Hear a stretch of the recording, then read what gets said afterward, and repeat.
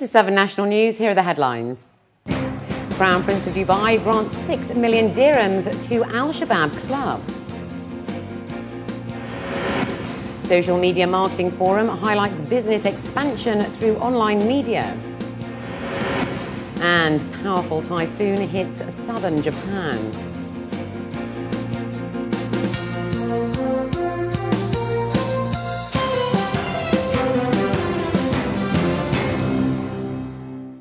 And in our top story, Sheikh Hamdan bin Mohammed bin Rashid Al Maktoum, Crown Prince of Dubai and Chairman of Dubai Sports Council, has ordered a grant of 6 million dirhams to Al-Shabaab Club in recognition of its achievements this season. Al-Shabaab Club is champion of the Etisalat Emirates Cup, the President's Cup Volleyball and the GCC Club's Basketball Championship, among others.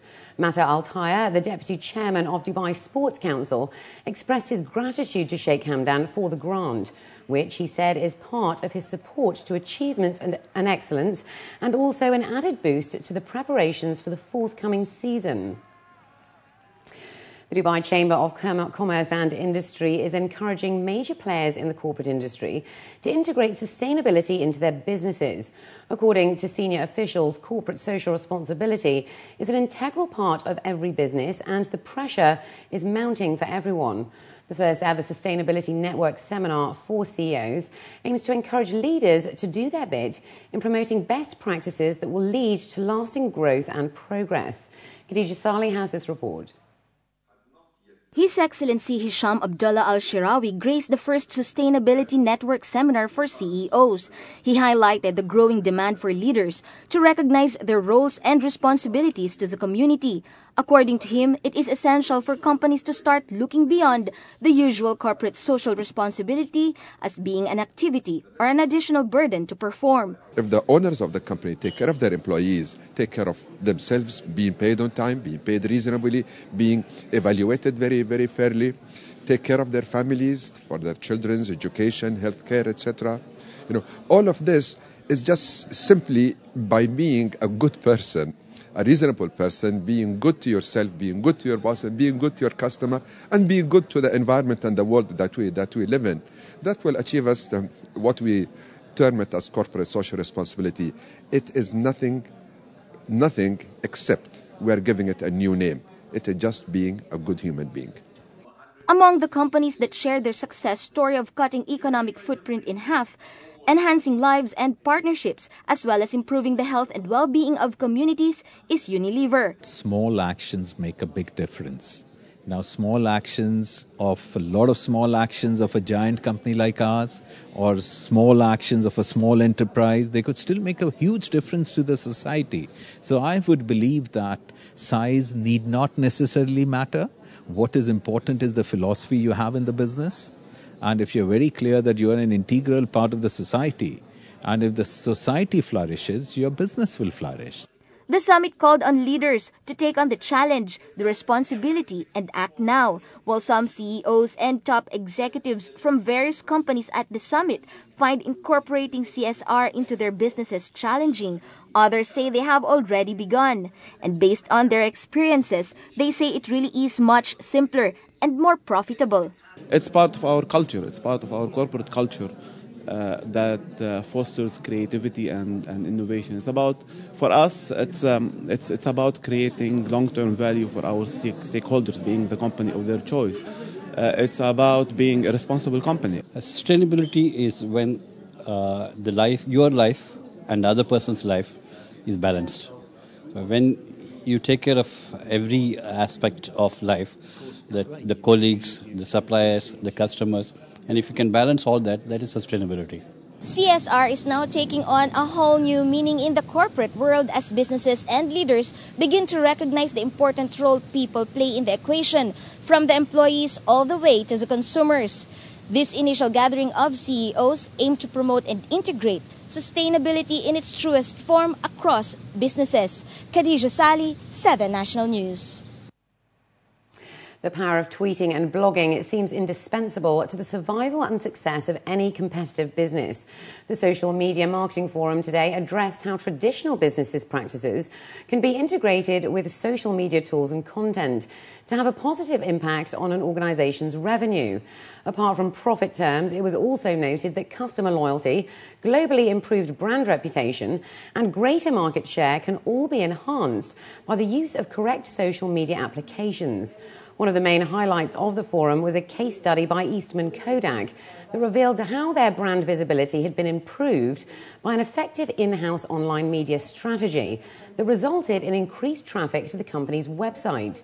Defining sustainable online content in terms of digital marketing, in addition to traditional public relations style, was another point of discussion.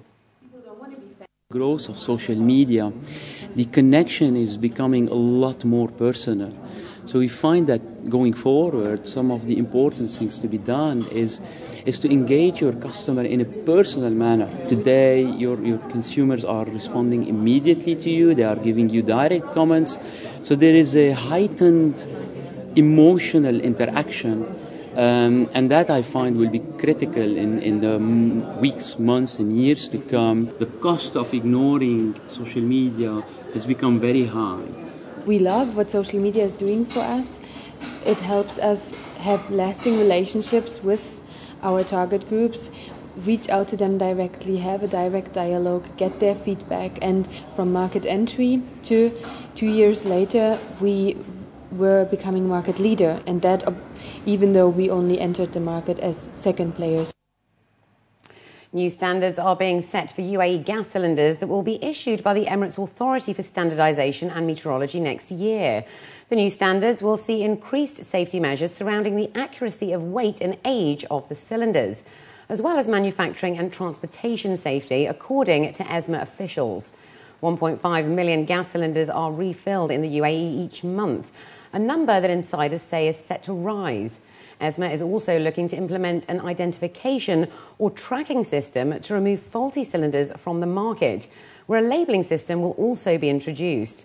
In addition, all existing cylinders will be verified and given a birth certificate every 5 years. Tourists can call their home emergency numbers while in the UAE to get through to the Dubai police.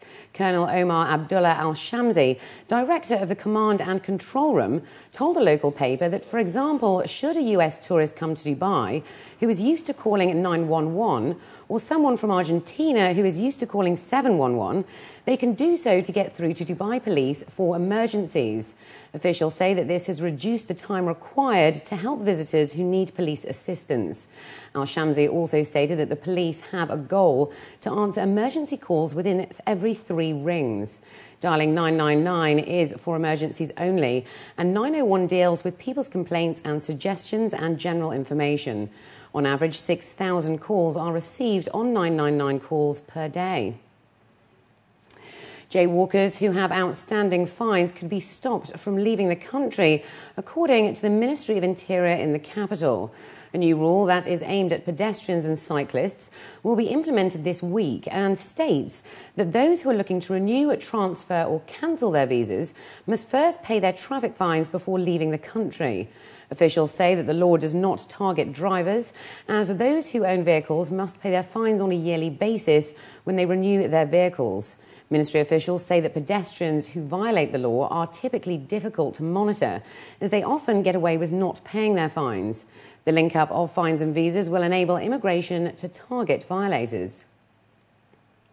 And looking abroad now, typhoon Songde was heading directly towards Kyushu today, causing Japan's meteorological agency to issue a mudslide warning in the Kagoshima and Miyazaki prefectures, where recent volcano eruptions have left grounds weak and prone to such events. Rain poured in Tokyo and some flights had to be cancelled due to the typhoon. Packing winds of up to 160 kilometers per hour, Songde hit the city of Naha in Okinawa on Saturday, according to local media. At least 58 people were injured and 278,000 households were left without power. According to GG News Agency, the Kagoshima Prefecture issued an evacuation advisory to 129 households. Over 15,400 houses suffered power cuts, and 426 houses were cut off from water supply. Major Japanese airlines have also cancelled flights between Tokyo's Haneda International Airport and the Kagoshima Prefecture, leaving some passengers stranded. 7 more people were confirmed dead over the last 24 hours, bringing the number of fatalities from the powerful Joplin tornado to 139, the city said on Saturday. The tornado, already the deadliest single twister in the United States since 1947, injured more than 900 people, though officials said that figure could rise. Families have expressed frustration at the slow pace of identifying the victims, and families have not been allowed to enter the morgue to view and identify the remains. 6 days after the tornado, officials were still trying to determine what happened to 105 people missing and unaccounted for. 9 of those people are believed dead, but that has still not been confirmed. And up next, we have the day's business news, so stay with us.